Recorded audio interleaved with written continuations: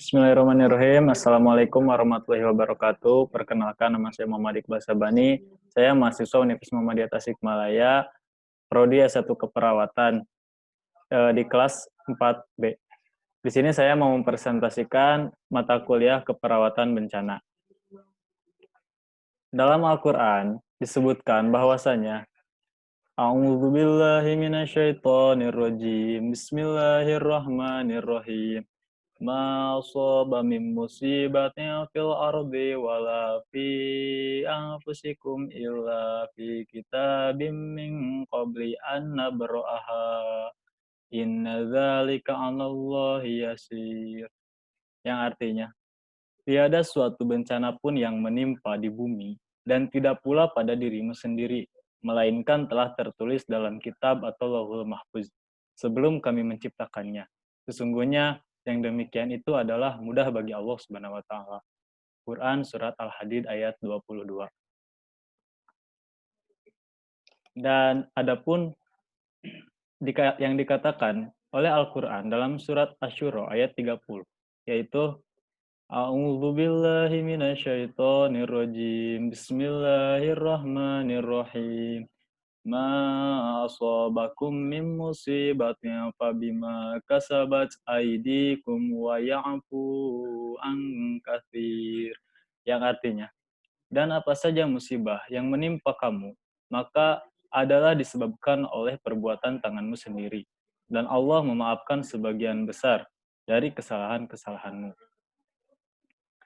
Nah, menurut Kamus KBBI, bencana itu adalah sesuatu yang menyebabkan atau menimbulkan kerusakan, kerugian, atau penderitaan yang disebabkan oleh alam. Biasanya, bencana ini menyangkut segala kejadian yang menimpa dalam skala yang besar dan efek yang luar biasa. Kata bencana dalam Al-Quran, bahwasanya bencana itu adalah segala hal yang tidak disukai yang menimpa seseorang. Dan itu disebut dengan musibah, yang mempunyai dua makna.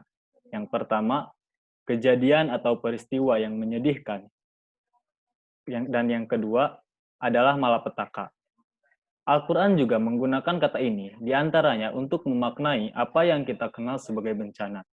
Ini paling tidak terlihat dalam bentuk verba perfektif.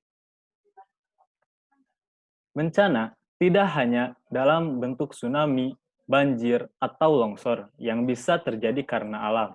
Tetapi, bencana juga bisa dalam bentuk wabah penyakit, seperti yang sedang terjadi saat ini, yaitu wabah penyakit COVID-19 yang sudah memakan banyak korban di seluruh dunia, termasuk di Indonesia.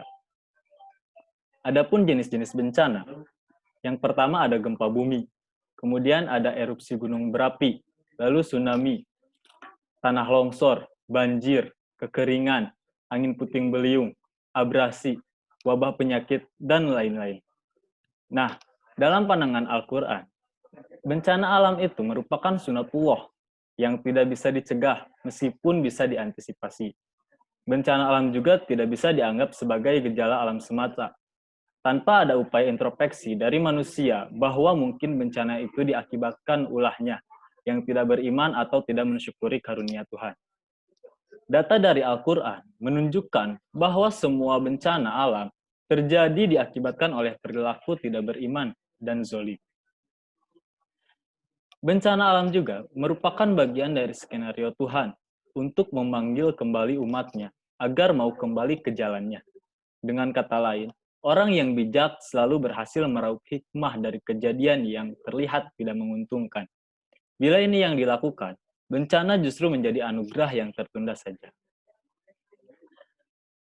Bagaimana menghadapi suatu bencana? Sesungguhnya tidak ada satu peristiwa yang terjadi di alam ini, melainkan atas izin dan kehendaknya. Inilah yang kita kenal sebagai takdir.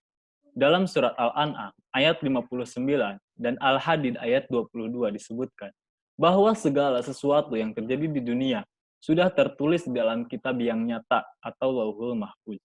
Dengan menyadari bahwa segala musibah sudah menjadi takdir, maka suatu bencana terjadi karena faktor alam dan manusia sebagai sebab atau wasilah. Faktor alam contohnya adalah turunnya hujan sebagai bagian dari siklus alam daur hidrologis. Kemudian, faktor manusia turut berperan ketika hujan tersebut jatuh di lereng terbuka yang mengakibatkan longsor. Hujan yang sama pun dapat menyebabkan banjir ketika saluran air tidak lagi mampu menampung karena tersumbat tumpukan sampah. Islam dan siaga bencana. Dari tahapan penanggulangan bencana, menurut Undang-Undang Nomor 24 Tahun 2007 tentang penanggulangan bencana atau Undang-Undang PB. Proses penanggulangan bencana tidak selalu dilaksanakan pada saat yang bersamaan dan dilakukan secara berurutan.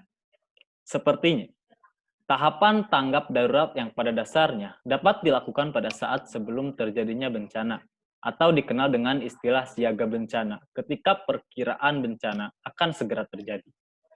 Pada tahapan siaga ini, terdapat dua kemungkinan, yaitu bencana benar-benar terjadi atau bencana tidak terjadi. Nah, dalam Al-Quran Surat Ali Imran ayat 200 juga dikatakan, bahwasannya orang yang beriman untuk selalu dalam keadaan siaga sebelum akan terjadinya sesuatu yang membahayakan. Yang artinya, hai orang-orang yang beriman, bersabarlah kamu dan kuatkanlah kesabaranmu dan tetaplah bersiap siaga. Dan bertakwalah kepada Allah supaya kamu beruntung. Lebih lanjut, dalam surat Al-An'am ayat 131, yang artinya, yang demikian itu adalah karena Tuhanmu tidaklah membinasakan kota-kota secara aniaya, sedang penduduknya dalam keadaan lengah. Al-Quran menganjurkan untuk sebuah daerah berpenduduk dan memiliki pemerintahan untuk memiliki perencanaan siaga yang mengarah kepada kesiapan dan kemampuan untuk memperkirakan, mengurangi dampak, menangani secara efektif, serta melakukan pemulihan diri dari dampak. Dan jika memungkinkan, dapat mencegah bencana itu sendiri. Itu mungkin yang bisa saya sampaikan. Mohon maaf bila ada kesalahan. Terima kasih. Billahi stabil haq, fastabiqul khairat. Assalamualaikum warahmatullahi wabarakatuh.